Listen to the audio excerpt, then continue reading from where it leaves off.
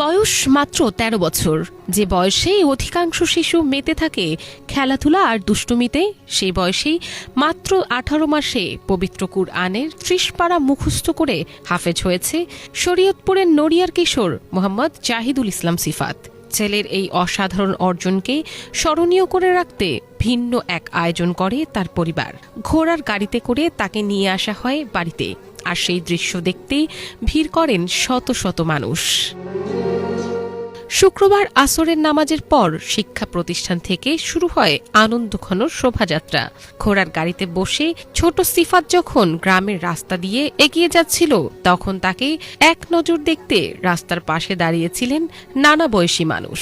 কারো হাতে ফুল, কারো মুখে দোয়া, আবার কেউ মোবাইলে ধারণ করছিলেন সেই স্মরণীয় মুহূর্ত। আমার ছেলে সিফাত, আমার মনের একটা আকাঙ্ক্ষা ছিল যে আমি আমার ছেলেকে হাফেজ বানাইমু। ইনশাআল্লাহ আমার ছেলে হাফেজ হয়েছে, আজকে বাসায় নিয়ে যাচ্ছি। আপনারা সবাই দোয়া করবেন, আমাদের দোয়া চাই। নিজ বাড়িতে পৌঁছালে ফুলের মালা দিয়ে হাফিজ সন্তানকে বরণ করে নেন বাবা মা। আবেগ আর আনন্দে মেতে ওঠে পুরো পরিবার। জানা গেছে, শরীয়তপুরের মজিদ জরিনা ফাউন্ডেশন হাফেজিয়া মাদ্রাসা থেকে মাত্র ১৮ মাসে ৩০ পারা কুরআন মুখস্থ সম্পন্ন করেছে সিফাত।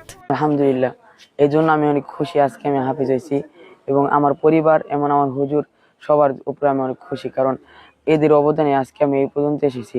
আর আমার পরিবার আমাকে জন্য এত সাপোর্ট, আর আমার হুজুর এত সাপোর্ট করেছে, এই জন্য আমি অনেক খুশি।